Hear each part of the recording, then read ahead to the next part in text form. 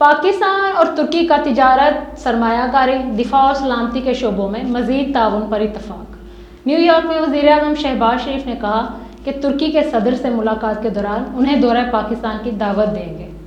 وزیر اعظم شہباز شریف کی ترک صدر رجب طیب اردوان سے نیو یارک میں اقوام متحدہ جنرل اسمبلی کے 79ویں اجلاس کے موقع پر ملاقات ہوئی، جہاں دونوں رہنماؤں نے دو طرفہ امور پر تبادلہ خیال کیا۔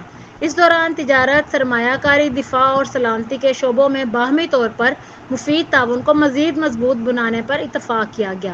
دونوں رہنماؤں نے مستقبل قریب میں اسلام آباد میں منعقد ہونے والی پاکستان ترکی اعلیٰ سطح کی اسٹریٹجک کوآپریشن کونسل (HLSCC) کی آئندہ 7ویں اجلاس کی تیاریوں کا جائزہ لیا۔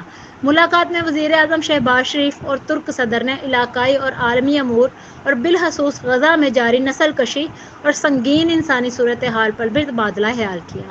غزہ میں فوری طور پر انسانی بنیادوں پر جنگ بندی اور کشیدگی کے خاتمے کا مطالبہ کیا۔